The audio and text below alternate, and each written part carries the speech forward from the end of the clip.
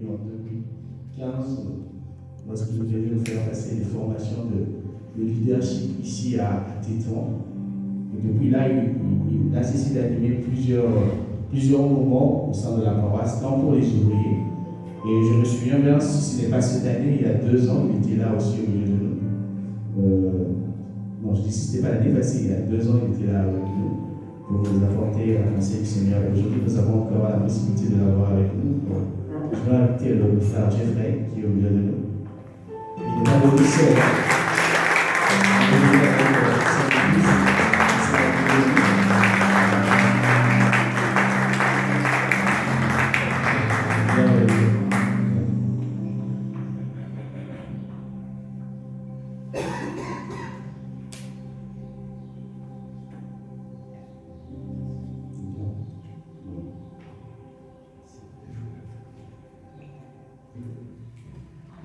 Bonjour à tout le monde.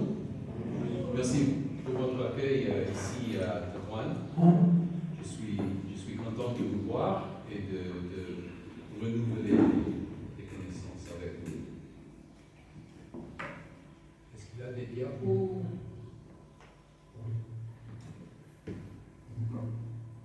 Je vais vous parler de Matthieu, chapitre 20, versets 17 à 28. Je vais le lire, c'est de la version seconde 21. Pendant qu'ils montaient à Jérusalem, Jésus pria par les 12 disciples et leur dit en chemin: Nous montons à Jérusalem, et le Fils de l'homme sera livré aux chefs des prêtres et aux spécialistes de la loi.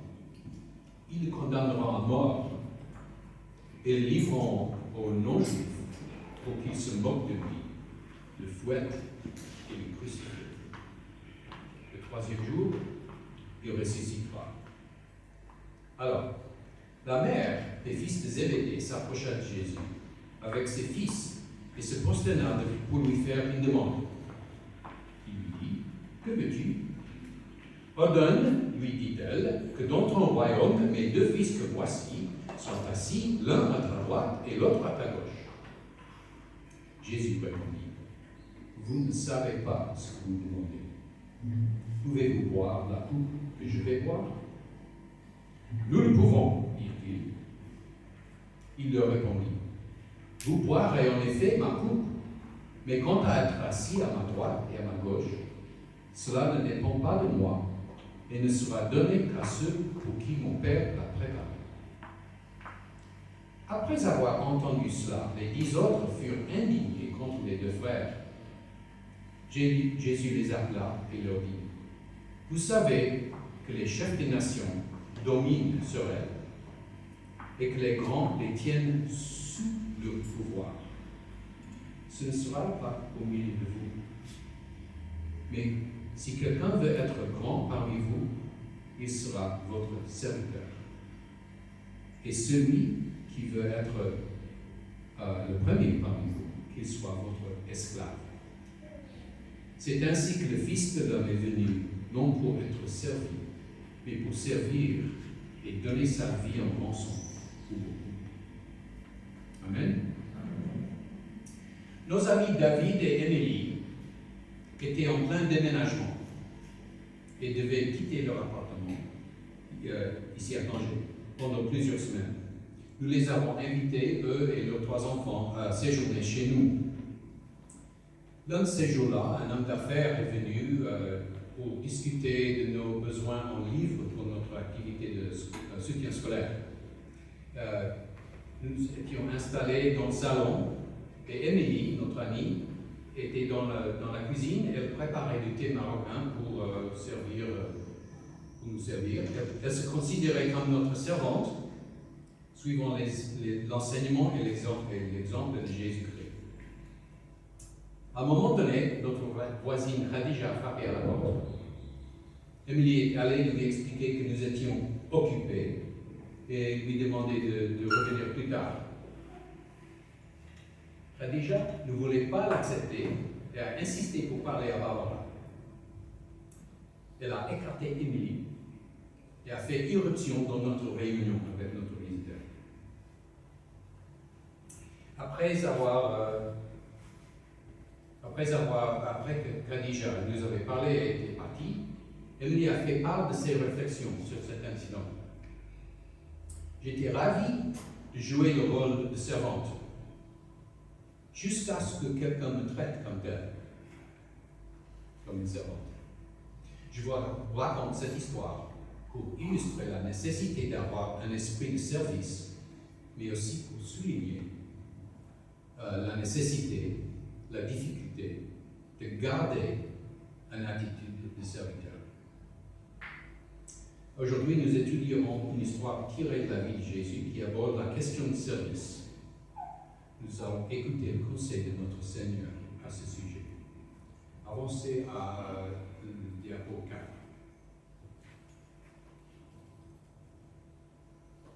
Voilà. Pour mieux comprendre notre texte, je veux dessiner quelques traits historiques de cette période. Le ministère de Jésus touchait à sa fin. Il avait appelé les disciples, il les avait enseignés, il avait guéri les malades, il avait chassé les démons. Les foules l'avaient suivi à cause des guérisons, mais aussi parce qu'ils pensaient que Jésus annoncerait prochainement un royaume sur terre et qu'il chasserait les Romains de leur territoire. Cette idée était répandue non seulement parmi les foules, mais aussi parmi les 12 disciples. Un petit point sur l'histoire. Le peuple juif fut conquis par les Romains en 63 avant Jésus-Christ. Alors, à ce moment, ça fait 100 ans d'occupation romaine. Les Romains autorisaient les Juifs à pratiquer leur religion et à gérer leurs affaires internes. Ils ont instauré des impôts qui étaient perçus par les fonctionnaires juifs. Ces derniers devaient verser une somme négociée aux Romains, mais ils peuvent exiger davantage de leurs concitoyens dans le quartier. Ils gardaient la différence, ce qui leur permit de s'enrichir, mais ils étaient méprisés comme des traîtres par leurs concitoyens. Ce système d'impôt alimentait la haine que gardait la population juive contre l'occupation romaine. Cette haine a motivé la partie politique connue sous le nom zélote. Les zélotes, c'était les patriotes. Et l'un des objectifs était de chasser les Romains de leur territoire. Un membre de cette partie est devenu l'un des 12, Simon le zélote. On voit aussi l'idée de la foule en Jean 6, verset 15. Qui nous dit qu'après que Jésus avait donné à manger aux 5000 hommes, la foule voulait faire de Jésus quoi? Le roi, n'est-ce pas? Ok, la foule, cette idée d'établir un royaume sur terre avec Jésus à la tête comme roi. Mais au lieu de se soumettre à la volonté de la foule, et peut-être des 12 disciples, Jésus empruntait une voie tout à fait différente. Une voie à laquelle les disciples ne s'attendaient pas. Il ne voulait pas établir sur terre un royaume qui aurait remplacé l'Empire romain et serait imposé comme tous les autres royaumes. Jésus annonçait plutôt le royaume des cieux. C'est un terme utilisé dans l'évangile de Matthieu seulement, mais Jésus a fait référence à le royaume des cieux maintes fois. Pour souligner la différence entre son royaume et les royaumes terrestres, il a raconté des paraboles. Il a proclamé sa plus grande loi. Tu aimeras le Seigneur ton Dieu de tout ton cœur, de toute ton âme et de toute ta pensée. C'est le premier commandement et le plus grand. Et voici le deuxième, qui lui est semblable. Tu aimeras ton prochain comme toi-même. De ces deux commandements dépend toute la loi et les prophètes. Ce sont la loi de Moïse qui est résumée dans ces deux commandements. Je vous laisse la tâche d'étudier les paroles de Jésus qui expliquent les caractéristiques du royaume des cieux. Il y en a 7 dans le chapitre 13 de Matthieu. Alors, je vais je vais présenter une réflexion personnelle. Diapo. Vous êtes un disciple de Jésus, vous lisez la Bible, vous assistez au culte, vous priez chaque matin, vous faites des dons à l'église et vous jeûnez de temps à autre. Adopter un tel comportement est une bonne chose, mais qu'est-ce qui vous motive? Si vous cherchez à gagner l'estime de tes compagnons ou du public, vous désirez accumuler de l'argent ou des biens, vous êtes assurément sur la mauvaise voie. Ces motivations sont purement liées à la vie horizontale, c'est-à-dire terrestre. Vous partagez les mêmes objectifs que la foule qui cherchait à établir Jésus comme roi à la tête d'un royaume terrestre. Les conseils de l'apôtre Paul dans Colossiens chapitre 3, verset 1 et verset 16 à 17 s'adressent à vous. Si donc vous êtes ressuscités avec Christ, recherchez les choses d'en haut, où Christ est assis à la droite de Dieu. Que la parole de Christ habite en vous, dans toute sa richesse. Instruisez-vous et avertissez-vous les uns les autres en toute sagesse par les psaumes, par des hymnes, par des cantiques spirituels. Chantez pour le Seigneur de tout votre cœur sous l'inspiration de la grâce. Je veux remercier le groupe musical pour nous avoir conduits dans la salle du trône. Et quoi que vous fassiez, en parole ou en acte, faites tout au nom du Seigneur Jésus, en exprimant par lui votre reconnaissance à Dieu le Père. Ce conseil nous invite à prendre part à un royaume vertical entre nous et Dieu et de renoncer à nos aspirations horizontales.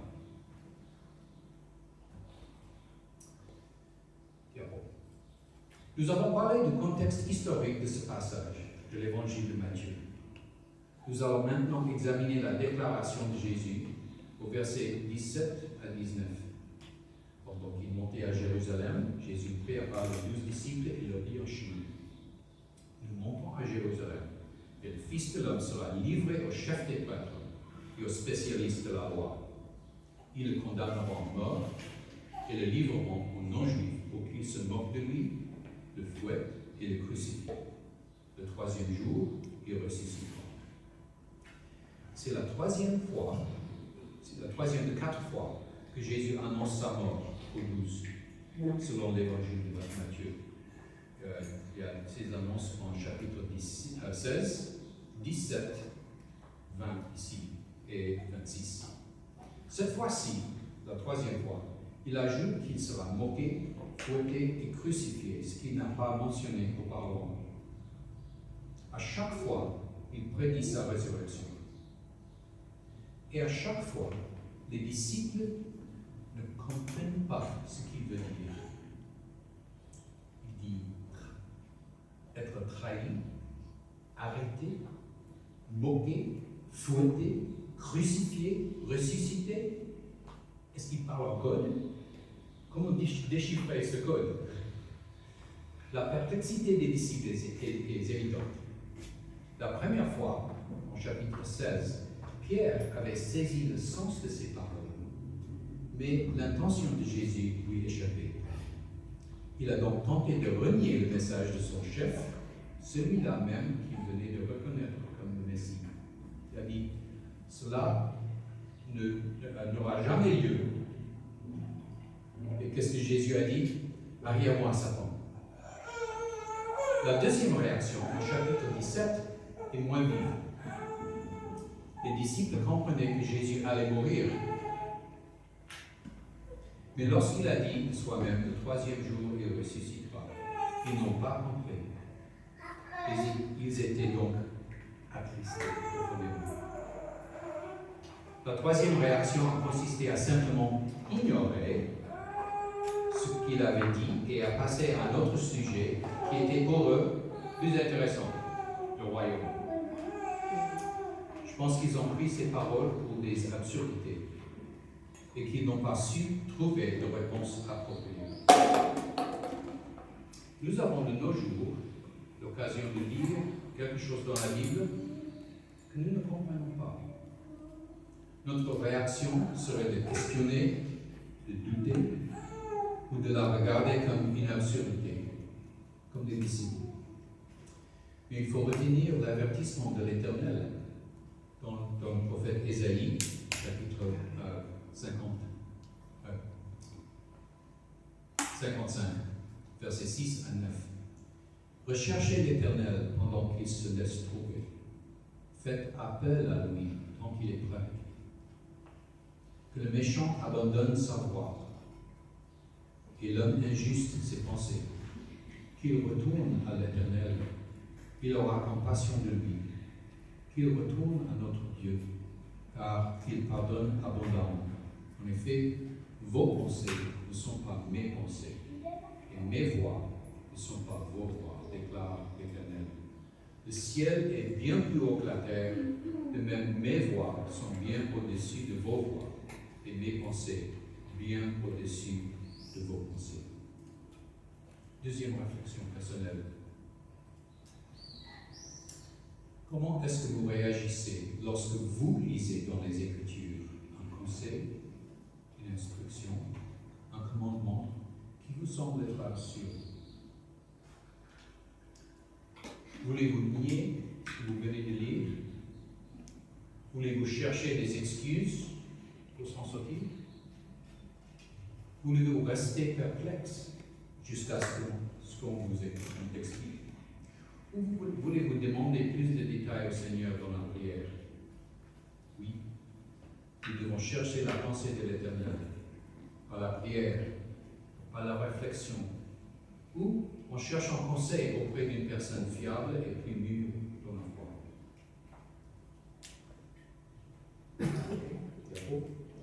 Nous avons parlé du contexte historique.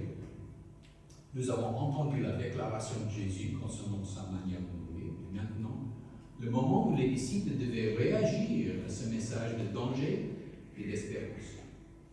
Mais leur attention était ailleurs. La mère de Jacques et de Jean s'est approchée de Jésus avec la demande de place d'honneur dans le royaume. Quelle audace de la part de Jacques et de Jean.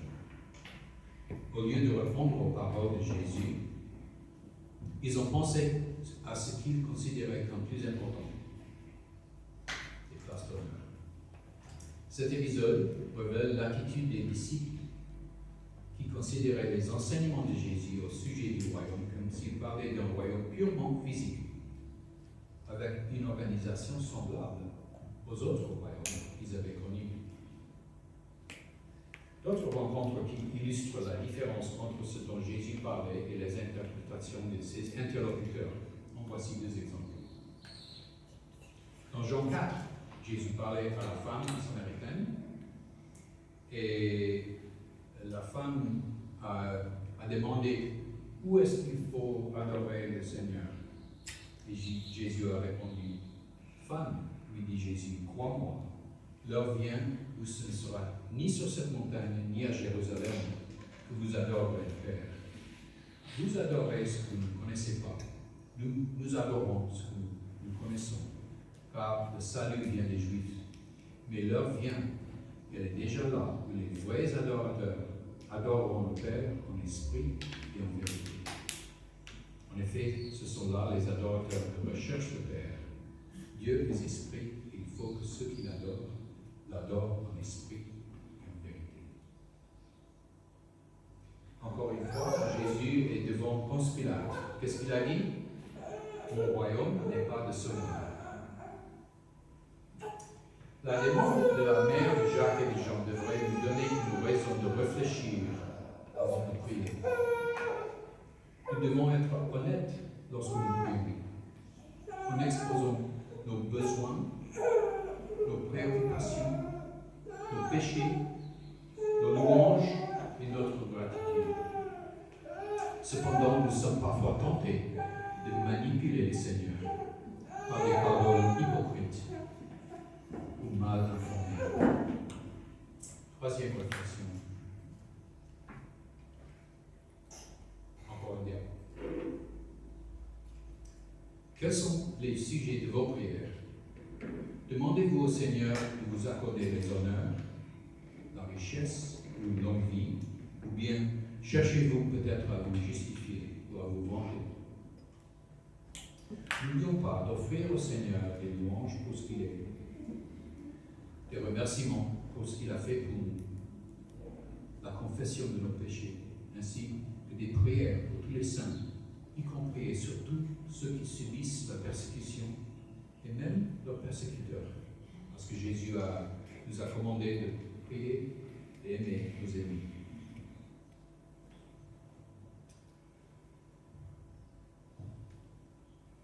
Jésus a reçu la mère de Jacques et de Jean poliment. Après avoir entendu sa demande osée, il s'est adressé directement aux frères. Vous ne savez pas ce que vous demandez. Pouvez-vous boire la coupe que je vais boire? La coupe est exactement ce qu'il vient de dire au sujet de sa manière de juger.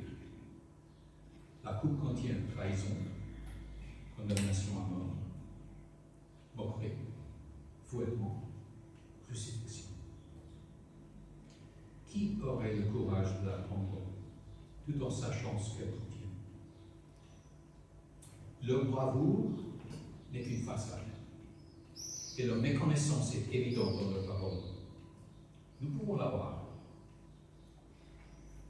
Ensuite, Jésus explique que les sièges d'honneur dans le royaume ne sont accordés qu'aux personnes pour lesquelles ils avaient été préparés. Quatrième réflexion personnelle.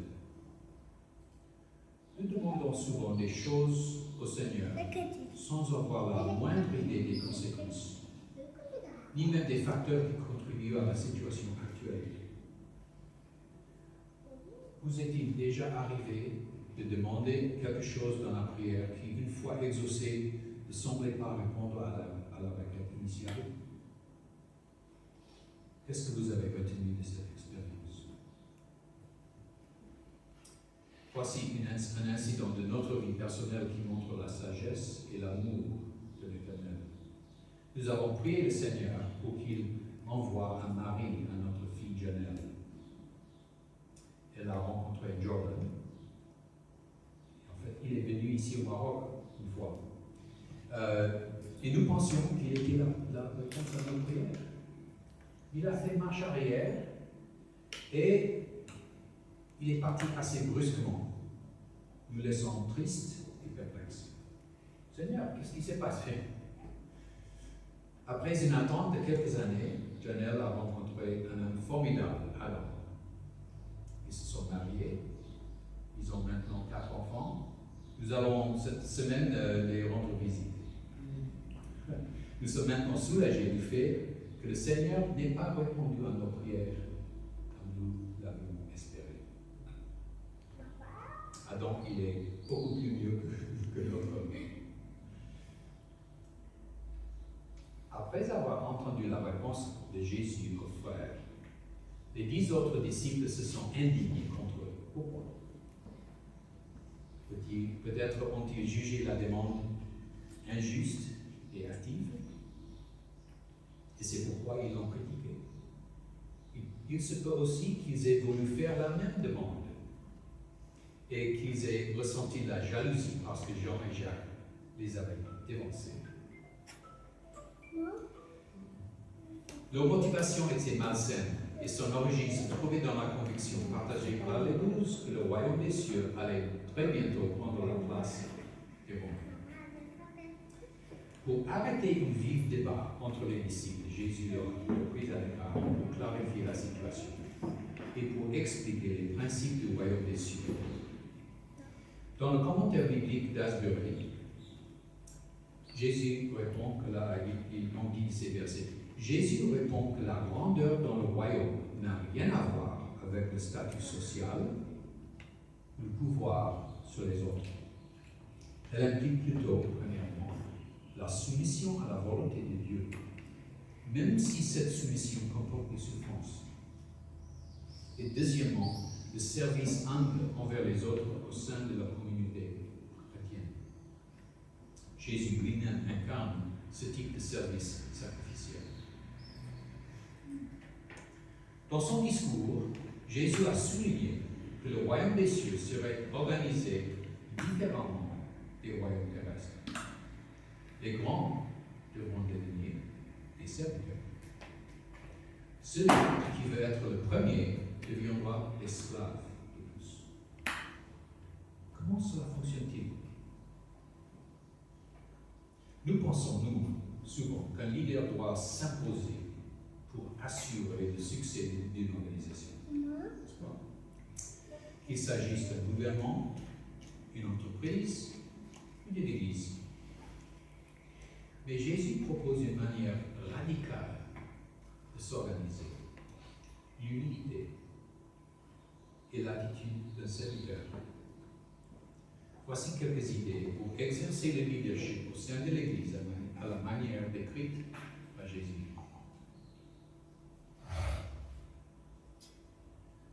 Observez d'abord. Observez d'abord. Qu'est-ce qui se passe? Qu'est-ce qui marche?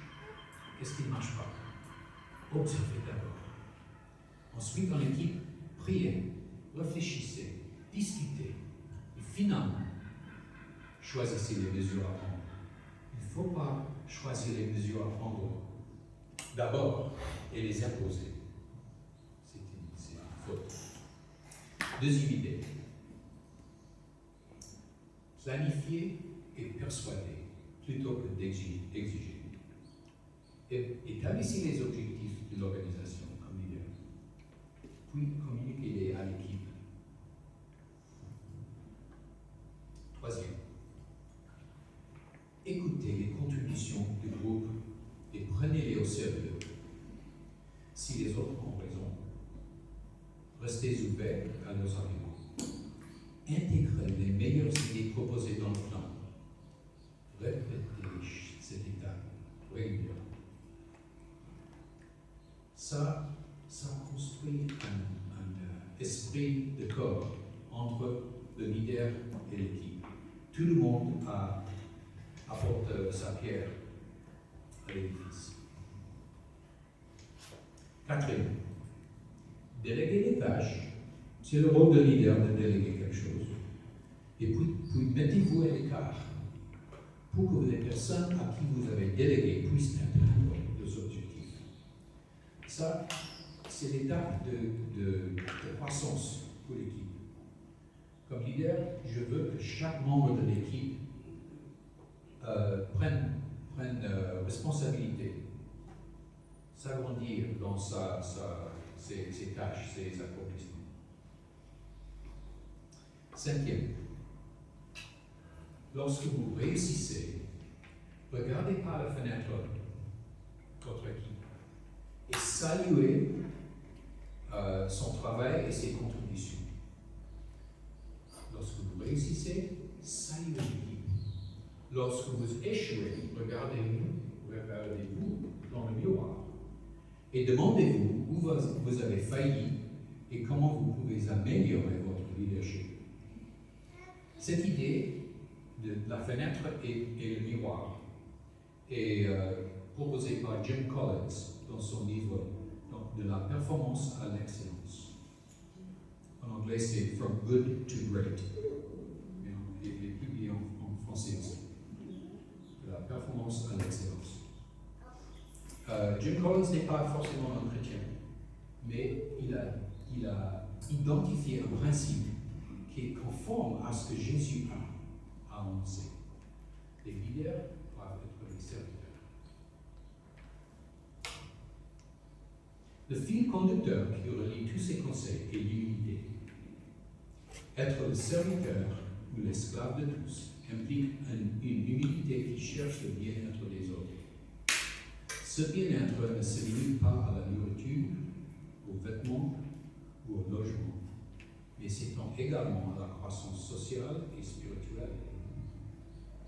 L'Église de Jésus-Christ a reçu ce commandement directement de notre Seigneur. Aimez-vous les uns les autres comme je vous ai aimé. Si un responsable de l'Église aime ses frères et sœurs, il prendra le temps de comprendre leurs besoins, consacrera du temps et de l'énergie à y répondre, observera les changements positifs ou négatifs de que ces efforts apportent dans la vie de chacun et se réjouira de leur réussite. Dans toutes ces activités, il n'y a pas lieu de se vanter ni de prétendre que le succès est le fruit de ses propres efforts. En Proverbe chapitre 27, verset 2, il dit « Que ce soit un autre qui fasse ton éloge, et non ta bouche, un étranger, et non tes lèvres. » C'est en réalité le Seigneur qui vous a donné vos capacités. Et c'est le Seigneur qui travaille, bien qu'invisiblement, dans chaque situation pour accomplir sa volonté. 5e réflexion personnelle. Est-ce que vous avez des objectifs dans la vie qui comprennent le leadership? Vous avez reçu ou vous voulez poursuivre un diplôme, un master ou même un doctorat? Vous êtes équipé pour contribuer à la réussite d'une entreprise? Et vous espérez appliquer vos dons et vos compétences au sein de l'Église pour qu'elle parvienne à une foi mûre. Qu'est-ce qui vous motive à poursuivre cet objectif? Si vous aimez le Seigneur et les gens de l'Église et vous êtes prêt à devenir leur serviteur, alors c'est une responsabilité honorable, une responsabilité noble que vous recherchez. Aujourd'hui, nous avons vu que le concept du royaume des cieux est basé sur notre relation avec Dieu. Paul nous encourage à rechercher les choses d'en haut. L'Éternel, par la parole d'Ésaïe, nous dit que ses voies ne sont pas nos voies et ses pensées ne sont pas nos pensées. Nos prières doivent être honnêtes et sincères, sans manipulation ni orgueil. Quand nous prions, il nous faut chercher la volonté de Dieu et non la nôtre.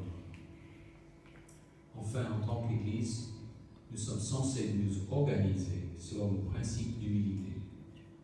Et nos responsables doivent adopter l'attitude du serviteur. Merci d'avoir entendu, d'avoir écouté mes paroles. Que le Seigneur soit béni.